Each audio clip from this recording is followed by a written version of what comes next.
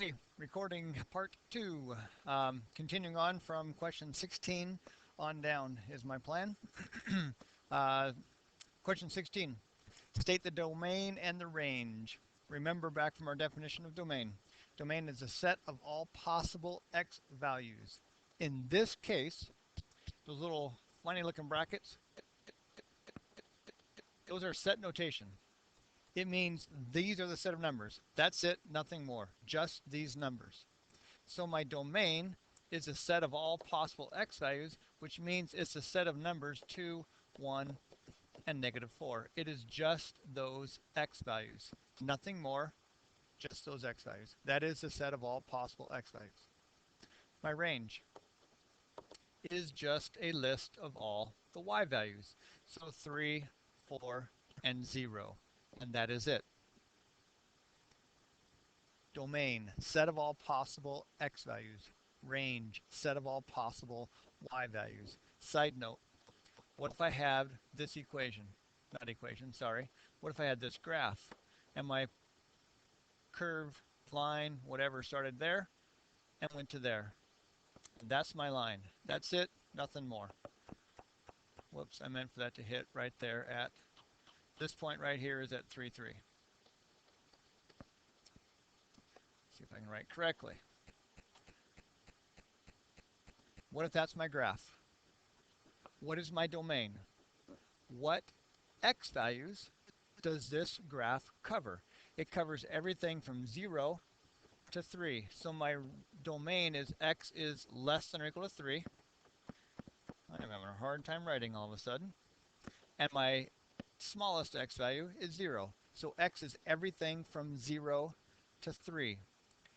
My y values are everything from a -2 to 3. So my range is less than or equal to 3, but greater than or equal to a -2. And it does include everything between 0 and 3 and between -2 and 3. All the decimals, all the fractions, and so on. But in question 16, it is only those numbers because it's simply the set of numbers listed there. Nothing more. That's it. Okay. Domain, set of all possible x values. Range, set of all possible y values. And it can be given to you as an equation, as a graph, as a set. Any of those could be listed in the question. Question 17, function notation. Question 17 is read h of 2 or h at 2. Might make more sense. What is the equation going to give me when I plug in 2 for x? What is the value of the function h when x is 2? All of those are decent ways of reading that. So if I want to know what is the value of h when x is 2, I simply plug in 2 for x into the equation named h. So I plug 2 into that equation for x. So the value of h when x equals 2 is a -1. On a graph, this is my y value and my 2 is my x value. So when x is 2, y is a -1. The function h is my y value for a given x value. Question 18. Now instead of looking at the function h, I'm looking at the function g. What is the value of y? What is the value of the g function when x is equal to 3? So g of 3, I plug in 3 into the g equation and I work it out. 3 squared is 9, minus 6, minus 4 gives me a -1 also. Okay? Function notation simply tells me to plug in those values for the different function. Question 19. Function notation never means multiply unless inside it says to multiply the two functions together. But a letter Touching the number outside in function notation does not mean multiply. This does not mean multiply the function g times 3. Question 19 does not tell you to add f and g together and then multiply it by a negative 2. It is not what it's saying. It is saying, what is the value of f of negative 2? Take the value of h of negative 2 and add them together. Function notation is evaluating the function at a given x value. So I plug negative 2 in for f. So it's 3 times a negative 2 minus 4 plus, and I plug a negative 2 in for h, which is 5 minus 3 times a negative 2. And I add those two answers together. Negative 3 times a negative 2 is a negative 6, plus 4 is a negative 10. Order of operations, negative 3 times a negative 2 is 6, plus 5 is 11. And when I add those two things together, I get 1. So the answer to this is 1. Find f of negative 2, find h of negative 2, add those two answers together. Question 20. Again, does not tell me to subtract the 2 and then multiply it by x. It tells me, since I don't have a number, I take f of x and I subtract h of x. Whatever is here is what goes into my expression. So f of x is simply 3x minus 4. H of x is 5 minus 3x, and I subtract them. This negative goes to both terms, and so I get 3x minus 4 minus 5 plus 3x, because this negative gets distributed to both terms in the expression.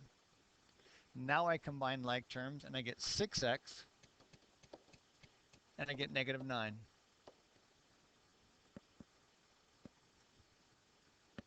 Question 21. Order of operation. I do the inside first. So the first thing I need to do is figure out what is g of 2. I take 2 and plug it into the g equation. And when I work all that out, I get a negative 4. So now my inside part is a negative 4. So now I'm looking at f of negative 4. Why? Because that inside piece came out to be a negative 4.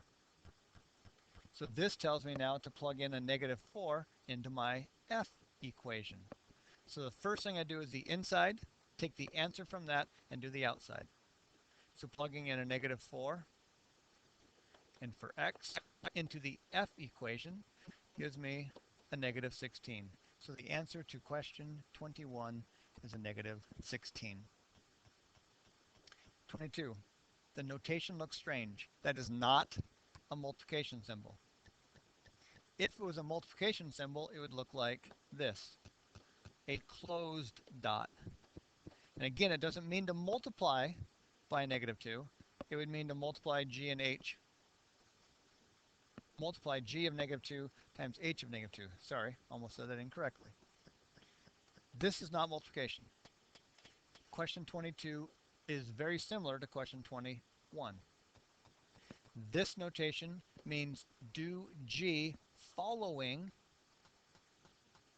that is following, h. Do h first and then do g. What another way of writing this would be, using the notation from question 21, do h first and then do g. It is a composite function. I'm going to put those two functions together in such a way that I do h first and I plug the answer from h into g.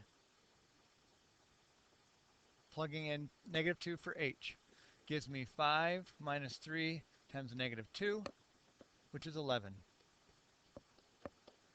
G of 11 then, I plug 11 in for x in the g equation and solve. 121 minus 22 minus 4 gives me a grand total of 95.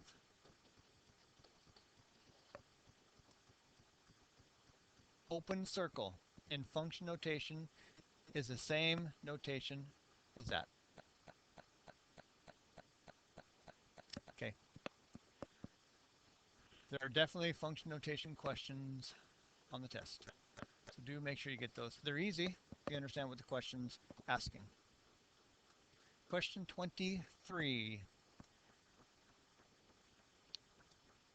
Frequency of electromagnetic wave varies inversely. Remember, inversely means a constant. You can use a K, you can use an A, you can use whatever you want. Constant divided by whatever variable we're talking about. So frequency I'll call F equals some constant divided by W, which will stand for wavelength. If W goes up, then F goes down. As the wavelength increases, the frequency decreases. As the frequency increases, the wavelength decreases. They are inversely related, and that's the equation for that. Now, if a wavelength measures 200, so plug in 200 for W, its frequency will be 800, so I plug in 800 for K. Sorry, for F, and I solve for K. Multiplying by 200 gives me K equals 160,000. Now I know the relationship between F and W for this situation. Now, what will the frequency be if we change the wavelength to 500 meters? So I take 500 and plug it in using the K value I just solved from the two known pieces of information. And I solve. 160,000 divided by 500 gives me 320 as my frequency, and in that case it'd be kilocycles per second. First step, write your variation equation. Second step, solve for your constant, your K value, or if you're using A, and then use the new information with your constant to solve the rest of the equation. 24, same concept. Capacity of a cylinder varies jointly. I'll call that C, varies jointly. Remember, jointly is direct between more than one variable. Varies jointly with its height, so it's K times H, and the square of the radius. The capacity of a cylinder varies jointly with its height and the square of its radius. There's my equation. They're giving me the first set of information so that I can find my K value. If a cylinder with a radius of 3, so I plug in 3 for my radius, and a height of 6, has a capacity of 169.56. Solve for K. Multiplying, 3 squared is 9 times 6 is 54. Divide by 54, that's 169. Divide by 54, and I get K equals 3.14. My K value is pi. Taking that, plugging it back in, finding the new height, or not finding, but using the new height, using the new radius, multiplying it all together, I have a new volume or capacity of 452.16 cubic centimeters.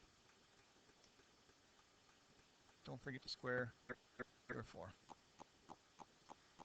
Order of operations, make sure you do the squared first, then multiply it by 9, then multiply by 3.14. If you have a decent, fairly new scientific calculator, it will do it all for you. It knows order of operations. You can type it in 3.14 times 9 times 4 squared, and it'll do it correctly. Okay, question 23 and 24 are done.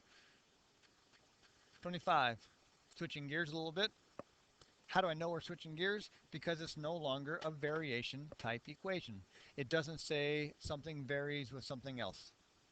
So now I have to decide, is it a linear equation? Is it a quadratic equation? Is it a system of equation? 25. The sum of two numbers is 32. One of the numbers is 4 less than 5 times the other. Find the two numbers. Here is one hint. If you have two variables, you have to have two equations. Last sentence. Find the two numbers. Are there two variables? Yes, there's two numbers. There's two variables. I have to have two equations. It is a system of equations. Now as I go back and reread this, I'm looking for two equations. The sum of two numbers is 32. There's my first equation. Sum means addition. I'm going to add two numbers together. What two numbers? I don't know. I'll call them X and Y. Call them A and B. Whatever you want. But I know the sum is 32. There's my first equation. One of the numbers. Which one? I don't know. X. One of the numbers is 4 less than. I'm going to take away 4 from something. It's not 4 minus. It is 4 less than. I'm going to take 4 away from something and get X. What am I taking 4 away from? It is 4 less than 5 times the other number. Well, if one number is X, the other number would be Y. There's my two equations. Do not try to read the whole problem and get your equations by reading the whole problem. Break it into small chunks, and that'll really help you. Okay, decide what technique you want to use, elimination or substitution. I like substitution because it tells me what X equals. I will substitute what X equals in for X. So I take 5y minus 4 plus y equals 32. Combine like terms, so I get 6y equals 36 by adding my like terms and moving the 4 to the other side. Divide by 6, and y is 6. If one number is 6 and they have to add up to 32, then the other one must be 26. And we have our two numbers, 6 and 26. Question 26. Again, is it a basic linear equation with one variable? Is it a system of equations? Is it a quadratic? If tickets for a show cost $2 for adults, $1.50 for children, how many of each kind of ticket were sold if a total of 300 tickets were sold for $525? Reading the whole thing at one time makes it really difficult. First question, are there two variables?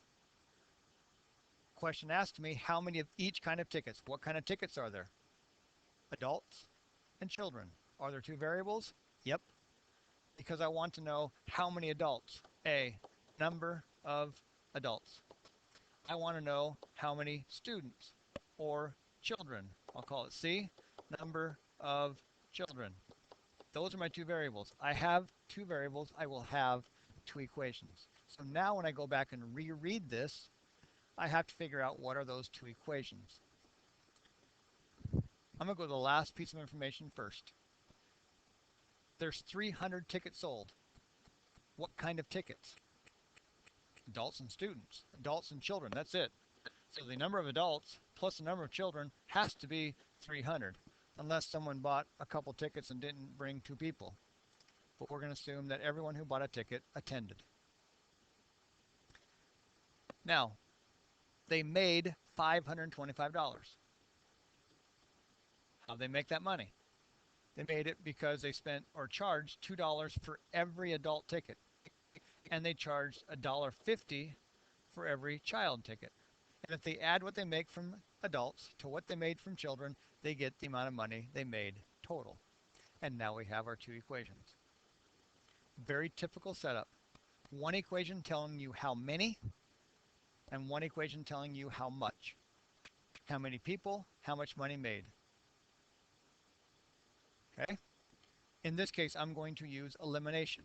Multiplying the top equation by -2 gives me a -2a minus 2c equals a -600. Adding the first and second equation together, I have a positive 2a plus a -2a gives me no a's.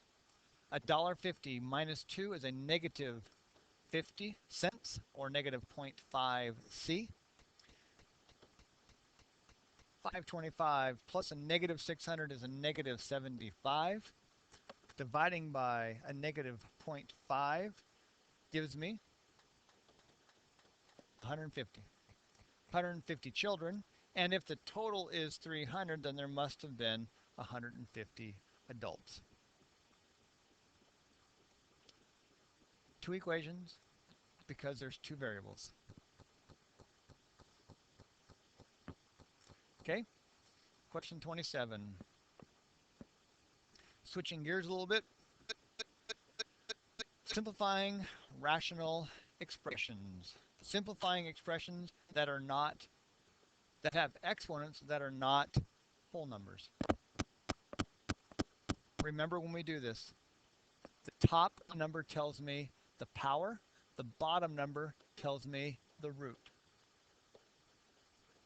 So 27 to the 2/3 power, the top tells me 27 is being squared.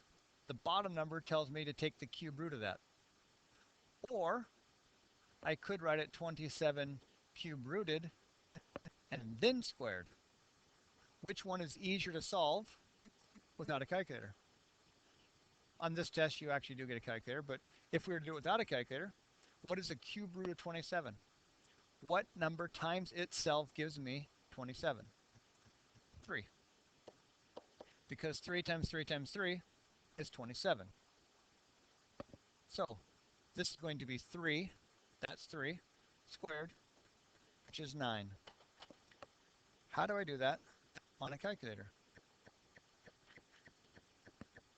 Give me a second for my calculator to pull up. Since you get to use a calculator, we probably should figure out how to use a calculator. I want to take 27 and raise it to the 2/3 power. So I grab my calculator, I type in 27. Raised to, this little button right here, is your exponent button. Raised to, parentheses, 2/3 exponent. If you do not raise it to the parentheses, then it will raise it to the 20. It'll raise it to the second power, and then it will divide by 3. You don't want that. It is not 27 squared divided by 3. It is 27 raised to the 2/3 power. So make sure you square or you put the exponent in a parenthesis. We got it. Question 64. Again, I can type that in. 64 raised to parentheses -0.5. Why 0.5? Because 1/2 is the same thing as 0.5. And I get 0.125. Now, whoops. For the test, it is going to say leave in fraction form. Leave in exact form. So 64 raised to the -1/2. Remember what a negative exponent means. It means 1 over. So it's going to be 64 raised to the 1 over 64 raised to the 1/2 power. Negative exponent goes away, and it's 1 over. Always. Next. The top number is my power, so it's 64 raised to the first power, and the bottom one is my root. So this is the square root of 64, which is 1/8. If I took my calculator and took 1 divided by 8, I would get 0.125. Okay? Question C. Calculator doesn't help a whole lot for this one. You could do 125 cube root on the calculator. How do I cube root something on the calculator? You may have a cube root button. My fancy little calculator doesn't have a cube root button. I could go look for it. Actually, I know where it's at, but how do I do if I don't have a cube root button? Remember, cube root means 125 raised to the 1/3 power. The bottom number is my root. So if I want the cube root, it'll be 1/3. If I want the square root, it'll be 1/2. The fourth root, it'll be 1/4. And I get 5. So cube root of 125 is 5. What is the cube root of x to the 6th power? What number times itself 3 times gives me x to the 6th? Here's what to think about. Let's switch this x to the 6th power cube root. Switch that into an exponent form. Remember, the cube root means 1/3 exponent. So it's 6 as a power, and now it's being raised to the 1/3 power. When I have a power raised to a power, I multiply my exponents, and I get x squared. Because x squared times x squared times x squared gives me x to the 6th. Going back again to chapter 4 and 055. If that helped, use a little shortcut. If it's y to the 12th and I'm cube rooting it, my answer will be y to the 4th. I divide this number by this number. Let you ponder that for a second. Now, if you need to hit pause and ponder that longer, I'm going to throw another problem up here. I don't think the number in front's a hard part. I think it is the inside piece. So let's put that to a test and let's see what we get.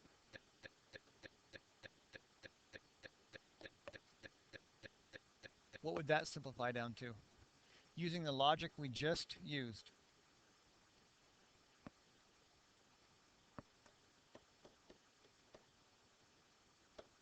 Right?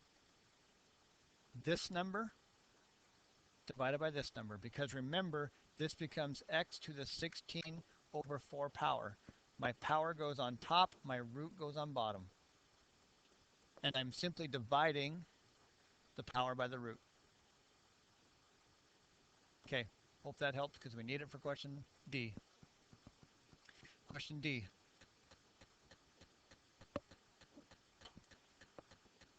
The square root of 27, x to the 9th, y to the 6th. I'm using the logic I just used. Forget the 27 for a second. 9 divided by 2 does not come out to be a nice, neat number, and we can't have any decimals. So, what do I get? Now let's deal with 27. I want to ask myself, what perfect square goes into 27? Remember our perfect squares are 1, 4, 9, 16, 25, 36, etc. Why are these perfect squares? Because if I square root them, I get whole numbers.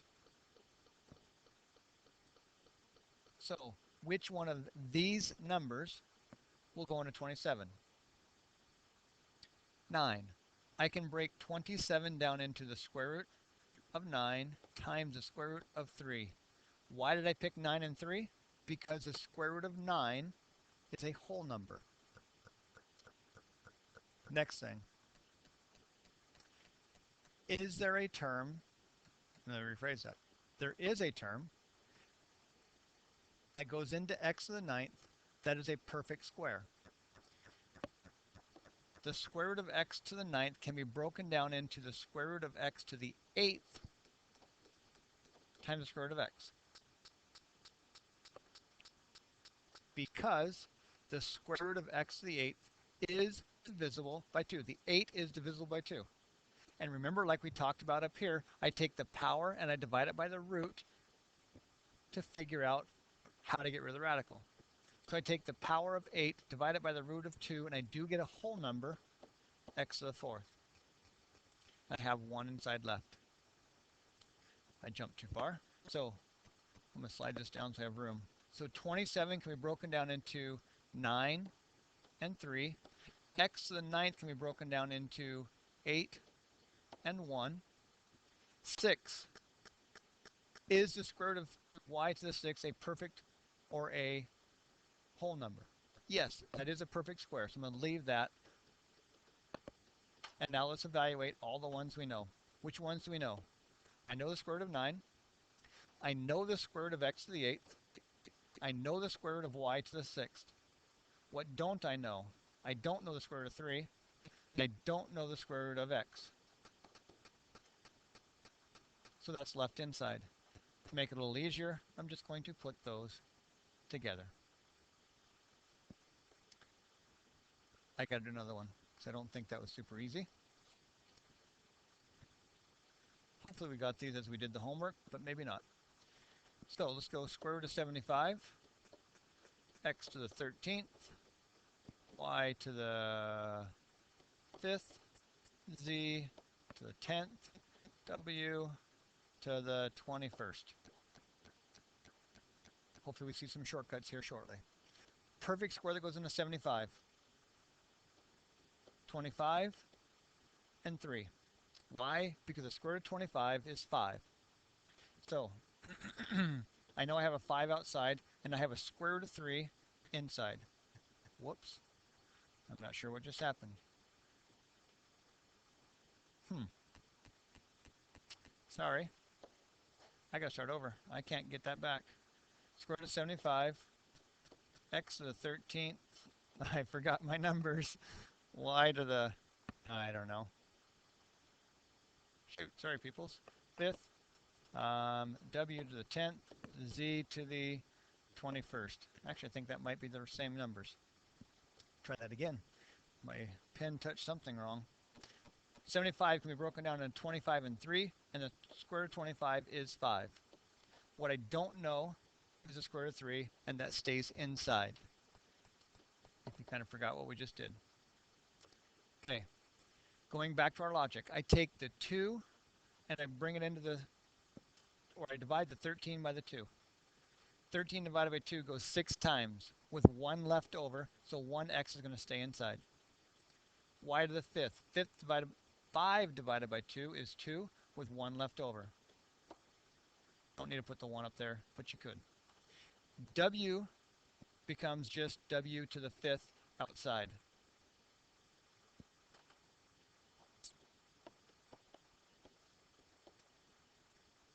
Nothing left inside because there's nothing left over. 21 divided by 2 is 10 with 1 left over. That is a shortcut. I could do one more. Sorry, making this recording kind of long. What if it's a third power? I'll just do a couple.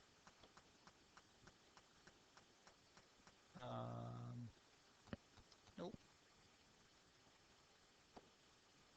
Using the same logic, 10 divided by 3 is 3 with 1 left over. 8 divided by 3 is 2 with 2 left over. So there'll be a 2 inside. Divide the power by the root. If it doesn't go evenly, then divide, kind of making it a mixed number is basically what you're doing. Okay, enough of that. Hopefully that made sense. Question E.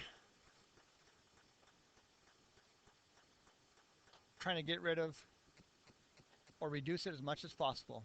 Is there a perfect cube that goes into 32? Perfect cubes, 1, 8, 27, 64, and so on. Why? Because the cube root of 1 is 1, cube root of 8 is 2, cube root of 27 is 3, cube root of 64 is 4, and so on. Do any of these numbers go into 32? Yeah, 8 goes into 32. I can break this down into the cube root of 8 times the cube root of 4. Because 8 times 4 is 32. Cube root. Cube root of 8 is 2. Cube root of 4, I don't know. We're done. How do I know I'm done? Because what's underneath the radical is as simply simplified as possible. Okay, question F. I think that's supposed to be a negative 3 over 2. but we'll assume it's not. I can't tell if there's a negative, there's a space there. So the bottom numbers of the root. This is 25 to the 3 halves, and this is 36 raised to the 3 halves. This tells me to take the square root of 25. Square root of 25 is 5. This tells me to take the square root of 36, which is 6. Top number now tells me to cube, or the exponent tells me to cube each of them, and I've got my answer. Bottom numbers of root, top numbers of power. Do the root first, it makes it easier. If you don't like that, grab your calculator, go 25, raise it to the 3 halves power. Grab your calculator, go 36, and raise it to the 3 halves power. You'll get the exact same thing. Okay. Not to speed things up too much, but this one's getting long as well. Question 28. No, we're not on 28 yet. We're still on 27. When you are multiplying exponents, multiplying like bases, you add the exponents. So question G, I add my exponents. When I add fractions, I add the top, I leave the bottom alone. Reducing, that wasn't so bad. When you are dividing, you subtract exponents. So I have 2/5 minus 1/4. Going back to 055, fractions, I need a common denominator. It would be a 20. Multiplying the 4 times 5 gives me 20, so I multiply the top by 5. Multiplying the 5 times 4 gives me 20, so I multiply the top by 4. Subtracting exponents gives me a 3/20. So my final answer is p raised to the 3/20. Don't forget your fraction rules back from chapter 4 in 055. Question I. Looks like a mess. It actually is a mess, but it's not too bad once we get it all done. FOIL. Multiplying the first term together. When I multiply that together, I multiply 5 times the 2, and I multiply x to the 2/3 times x to the 2/3. Add exponents, and I get x to the 4/3. Multiplying these two together gives me 15 x to the 2/3 y to the 1/2. I cannot put those together. Multiplying these two together gives me 6 x to the 2/3 y to the 1/2.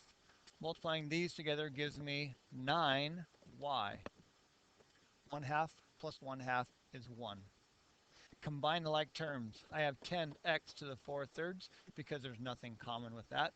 These two terms are common, so I simply add the coefficients, leave everything else alone, and then the 9y goes along for the ride also because there's nothing that is common with that. And you're done. Question J.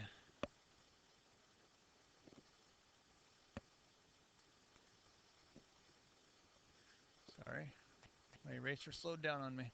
Okay. Question J. When I have two terms on top being divided by one term on the bottom, I am simply going to distribute this 4 to both terms. So this goes with this one and that one. So it's going to be 12 x to the 2/3 y to the 1/3 divided by 4 x to the 1/3 y to the 1/3. Okay, that's the way I'm thinking about it. When I divide, I subtract exponents. But the first thing is 12 divided by 4 is 3. Subtracting exponents, 2/3 minus 1/3 is 1/3. 1/3 minus 1/3 is 0. And so these two terms go away. Whoops, not an equals. That's supposed to be a minus. 16 divided by 4, looking at these two here, gives me 4. 1/3 minus 1/3, the x's go away. 2/3 minus 1/3 is 1/3. And you're done. Question K. In order to add radicals, what's underneath has to be the same. If they're not the same, you can't add them together. Well, they're not the same, so I can't add them together. But I could try to make them the same. So I'm going to simplify question K like I did back up on question, I don't remember, D. What perfect square goes into 8? And 4 does. So I can break 8 down into 4 and 2. What perfect square goes into 98? And 49 does. What perfect square goes into 72? And 36 does. So I'm breaking these two terms down, or these three terms down, into their perfect square times whatever they need to be to get the number. So 4 times 2 is 8, 49 times 2 is 98, 36 times 2 is 72. Why did I pick the 4, the 49, and the 36? Because those are perfect squares. 72 could be also 9 times 8, and 9 is a perfect square, so that would work. It could be 6 times 12, but neither one of those are perfect squares, so that doesn't really help. It's okay, it's still right, it's just not going to help. So I want to try to pick the perfect square, but not only the perfect square, pick the biggest perfect square that goes into those numbers. Reduce them, meaning take the square roots of the ones you know.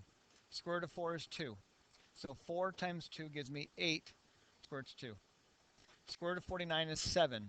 So 7 times 3 is 21. 36 becomes 6 times 5 is 30. Now what's underneath the radical is the same, and I can treat the deals in the front like coefficients, and I can combine like terms. 8 minus 21 is a negative 13. Minus 30 is a negative 43.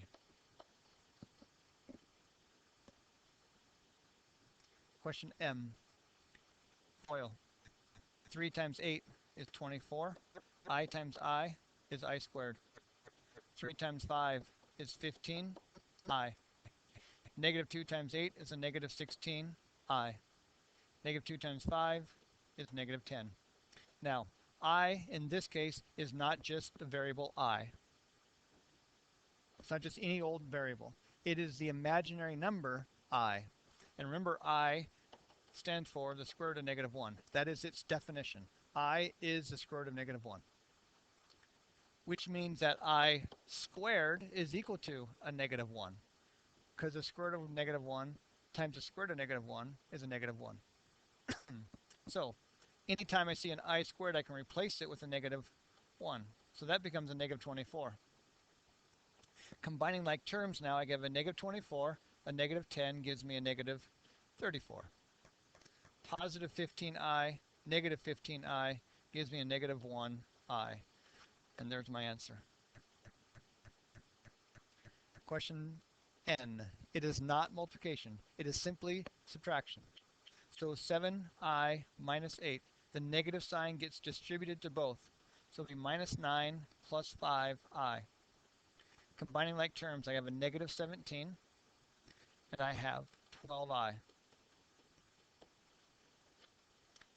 Standard form is to put the whole number first and the imaginary part second. So put the term that doesn't have the I first and put the imaginary part second. Question O. Oh, I didn't do that on question N on my answer key. Anyways, it's not wrong either way, but that's more common. Getting a sore throat, talking too much. Question O. Distribute 3i times 2i and 3i times 4. I squared is negative 1, so I get negative 6 minus 12i. Getting close.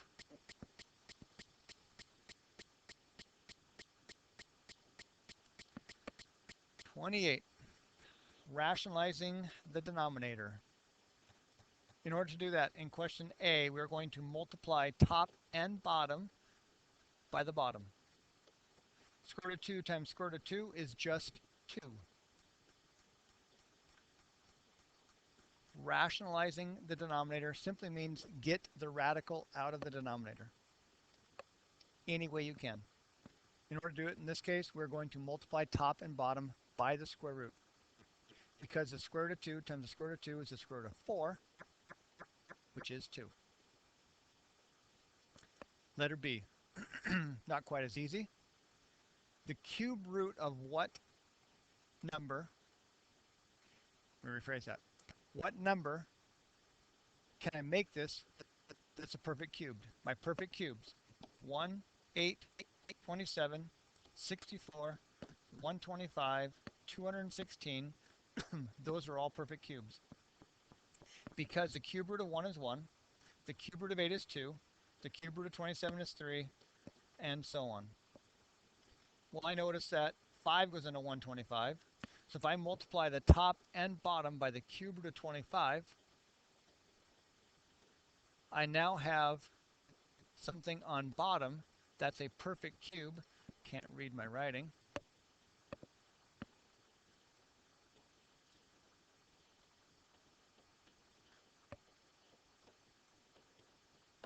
I now have a cube root on the bottom that's a perfect cube. And so I get 7 on top times the cube root of 25, and on bottom I simply have 5, because the cube root of 125 is 5.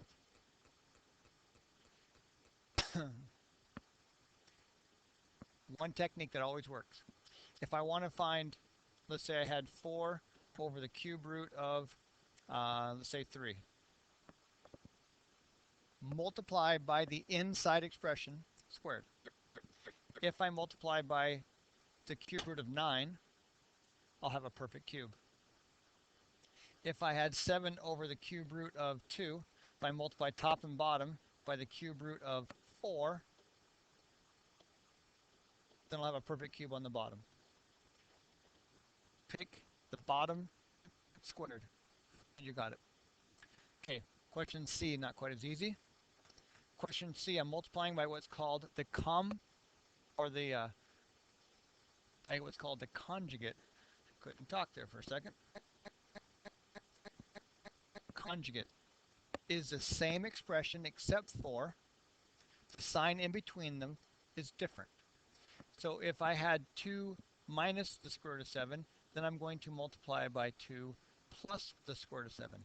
You only do this when you have two numbers that are being added or subtracted. If it's a single number, then just use the technique from A or B. But if it's a number being added or subtracted to a square root, then you use this technique. Had this been 4 plus the square root of 3, I would multiply by 4 minus the square root of 3. Same expression, but the sign in between is opposite. I must do that to the top and the bottom. Remember the goal. When we rationalize the denominator, the goal is to make the denominator a whole number. That's our goal. Pretty important we remember the goal before we just keep pounding through things. So I'm going to multiply these together. Top is easy. I just simply distribute. I get 16 plus 8 times the square root of 7. On the bottom, I have to FOIL that mess. But it comes out nice and neat, which is why I chose the conjugate. 2 times 2 is 4. Plus 2 square roots of 7. Minus 2 square roots of 7. Minus 7. The square root of 7 times the square root of 7 is just 7. A negative times a positive is a negative. Now, notice the middle two terms cancel. That always happens. When you multiply by the conjugate, that always happens. If yours did not do that, you did something wrong. That always has to happen. That's why we multiplied by the conjugate. 4 minus 7 is a negative 3, and now we have rationalized the denominator. Question 29. Exact same technique as we just did in 28C. To write in standard form, when it is a number added or subtracted to an imaginary number, I multiply by the conjugate. Since it's 4 or 3 plus 4i, I multiply top and bottom by 3 minus 4i. Again, the top I simply distribute. On bottom, I have to FOIL. 3 times 3 is 9. Minus 12i plus 12i minus 16i squared. Middle two terms we just talked about have to cancel. If they don't, you did something wrong. That goes away. Here's the tricky part. I squared is a negative 1, correct? We just talked about that back up in question 27.